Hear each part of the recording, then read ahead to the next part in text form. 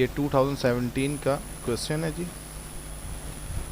Business name mention है Wajid brothers और period and है जून 30, 2016। ये हमारे पास डाटा दिया हुआ है। सबसे पहले हम नेट सेल को डिस्कस करेंगे। तो हमारे पास सेल और सेल रिटर्न एंड अलाउंस है।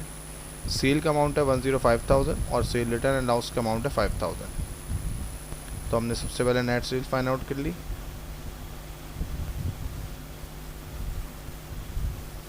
फिर हम परचेज पर आएंगे। तो परचेज है 50,000, परचेज डिस्काउंट है 2,000 और कैरेज इन हमारे पास मौजूद है 2,000। परचेज में कैरेज इन या ट्रांसपोर्टेशन इन को ऐड करेंगे और परचेज डिस्काउंट से माइनस करेंगे तो हमारे पास नेट परचेज आ जाएगा। हमारे पास मर्चेंडाइज इन्वेंट्री ओपनिंग है 15,000, मर्चेंडाइज इन्वेंट्री एंड है 20,000। हमने नेट परचेज फाइंड आउट कर ली थी जो हमारे पास आई थी 50,000। उसमें मर्चेंडाइज इन्वेंट्री ओपनिंग ऐड करी हमने 15,000 और 20,000 हमने एंडिंग माइनस कर दी। यानी कि मर्चेंडाइज इन्वेंट्री ओपनिंग में नेट परचेज ऐड करेंगे और मर्चेंडाइज इन्वेंट्री एंडिंग माइनस करेंगे तो हमारे पास कॉस्ट ऑफ गुड्स सोल्ड आ गया 45,000। अब हम एक्सपेंस को रीड करेंगे। Account receivable, accounts payable, sale, sale return allowance, purchase, purchase discount, cash, merchandise inventory, commission income, prepaid rent, Wajid capital, furniture, allowance for depreciation furniture, carriage in. यहाँ तक कोई expense नहीं था। सीडलीस एक्सपेंस था 36,000। जब हम एडजस्टमेंट नंबर 2 में देखेंगे तो एक्चुअल सीडली है 40,000। एडजस्टमेंट का जो एक्सपेंस का अमाउंट होता है वही हम कंसीडर करते हैं। तो सीडलीस एक्सपेंस हमारे पास आ गया 40,000। आगे बढ़ते हैं। एडवर्टाइजिंग एक्सपेंस 10,000 था। हमारे पास एडजस्टमेंट में कहीं एडवर्टाइजिंग एक्सपेंस नहीं है तो इसका मतलब है तो एडवर्टाइजिंग एक्सपेंस हमारे पास 10,000 ही कंसीडर होगा।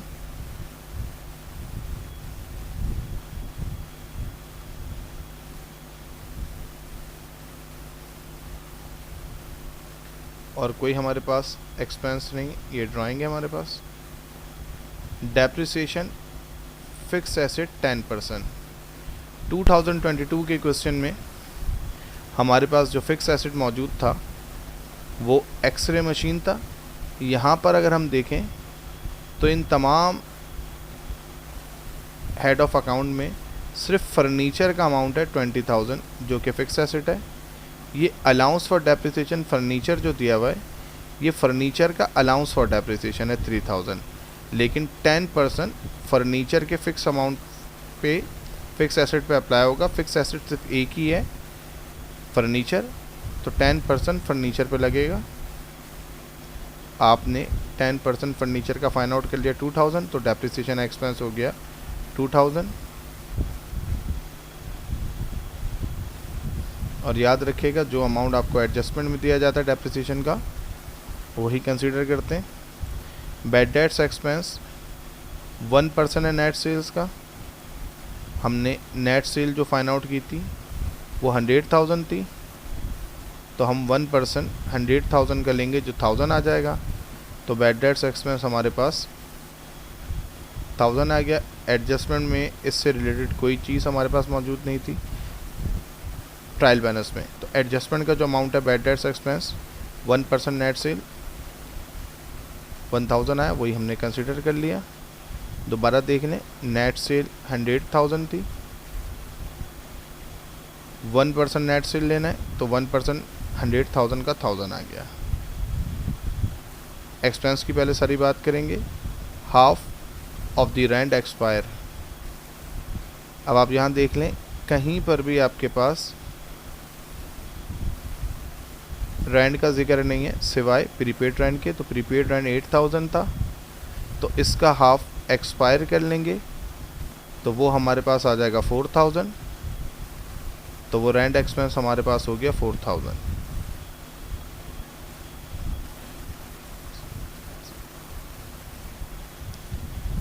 कमीशन इनकम हमारे पास 12,000 दे दी एडजस्टमेंट में। जब एडजस्टमेंट में इनकम दे देते हैं तो इनकम स्टेटमेंट के लिए अनअर्न्ड कमीशन को हमें डिस्कस करने की ज़रूरत नहीं है। एडजस्टमेंट वाली जो हमारे पास कमीशन इनकम है 12,000, यही हम कंसीडर करेंगे।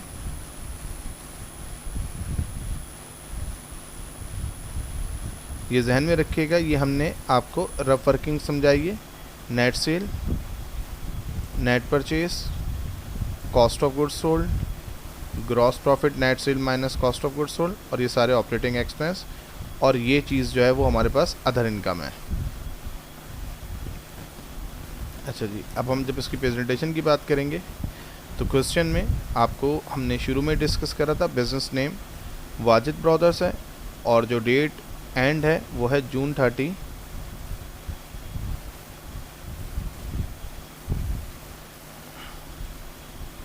2016। Wajid brothers income statement find out कर रहे हैं for the period ended June 30, 2016।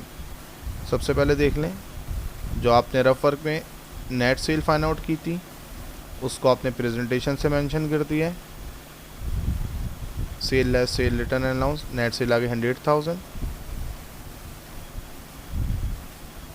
ये आपके पास कॉस्ट ऑफ गुड्स सोल्ड में मर्चेंडाइज इन्वेंट्री ओपनिंग में परचेज़ की चीज़ें जाएंगी, ये सारी परचेज़ के टाइटल ऑफ अकाउंट जाएंगे, और cost of goods sold find out हो जाएगा। मर्चेंडाइज इन्वेंट्री ओपनिंग में नेट परचेज ऐड करेंगे और एंडिंग इन्वेंट्री माइनस करेंगे। ये आ गया मर्चेंडाइज इन्वेंट्री ओपनिंग, ये आ गई परचेज़ की सारी चीज़ें। नेट परचेज आ गए 50,000, 15,000 ओपनिंग में नेट परचेज 50,000 ऐड करेंगे तो cost of goods sold available for sale आ जाएगी 65,000। एंडिंग इन्वेंट्री 20,000 माइनस करेंगे तो 65,000 में से 20,000 माइनस करेंगे तो कॉस्ट ऑफ गुड्स सोल्ड आ जाएगा 45,000। नेट सेल आपके पास 100,000 था, कॉस्ट ऑफ गुड्स सोल्ड 45,000 है, तो ग्रॉस प्रॉफिट 55,000 आ गया।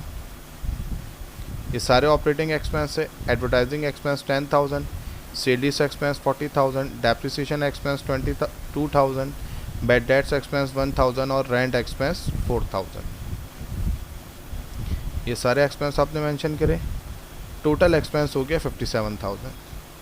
अब आप गौर से देख लें, ग्रॉस प्रॉफिट 55,000 था, टोटल ऑपरेटिंग एक्सपेंस 57,000 था, तो 55,000 में से 57,000 माइनस करेंगे तो लॉस आ जाएगा। इसको हम लिखेंगे ऑपरेटिंग लॉस 2,000 का।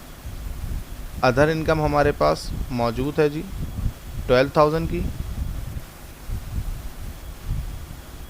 इस 2,000 लॉस में जब 12,000 ऐड करेंगे कमीशन इनकम का तो नेट इनकम आ जाएगी 10,000। फिर हम इस क्वेश्चन को इस तरीके से भी कर सकते हैं। अगर आपके लिए कॉस्ट ऑफ गुड्स सोल्ड को इस प्रेजेंटेशन से करना मुश्किल लग रहा है तो आप इसको थोड़ा सा इजी प्रेजेंटेशन से भी कर सकते हैं, यानी कि मर्चेंडाइज इन्वेंट्री ओपनिंग में नेट परचेस ऐड करके डायरेक्ट एंडिंग इन्वेंट्री से माइनस करके कॉस्ट ऑफ गुड्स सोल्ड लिखते हैं। अब हम जाएंगे क्लोजिंग एंट्री पे। Business name Wajid brothers for the period ended June 30, 2016। याद रखेंगे सेल की नेचर क्रेडिट होती है, क्लोजिंग एंट्री में डेबिट हो जाएगा सेल।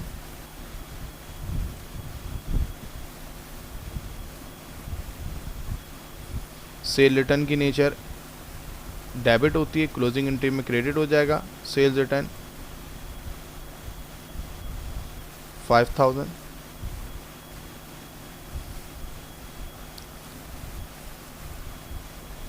परचेज और कैरेज इन की नेचर डेबिट होती है, क्लोजिंग में आ जाएगा। चेक कर लें आप, क्रेडिट में आ जाएगा परचेज और कैरेज इन। परचेज डिस्काउंट की नेचर क्रेडिट होती है, क्लोजिंग एंट्री में डेबिट हो जाएगा।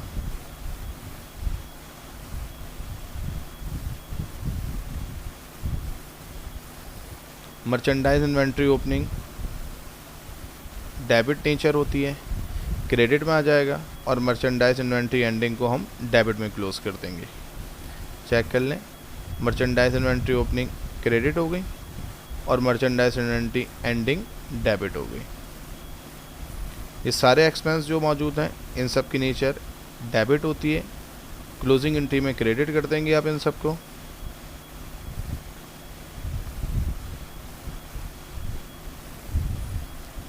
कमीशन इनकम की नेचर क्रेडिट होती है, क्लोजिंग एंट्री में डेबिट कर देंगे।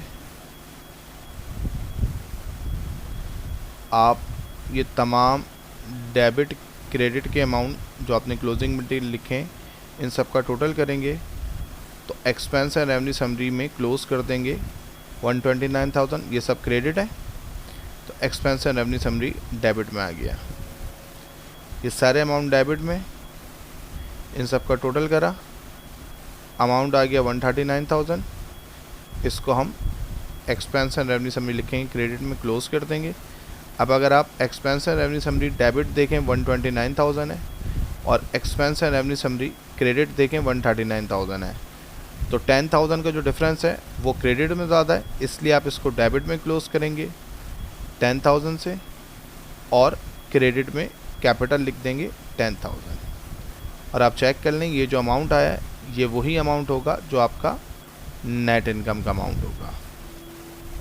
साथ में आप क्वेश्चन में देख लें जी, आपको लास्ट में ड्राइंग गिवन थी, ड्राइंग वाजिद 5,000। आप इसको क्लोज कर लेंगे कैपिटल डेबिट ड्राइंग क्रेडिट 5,000।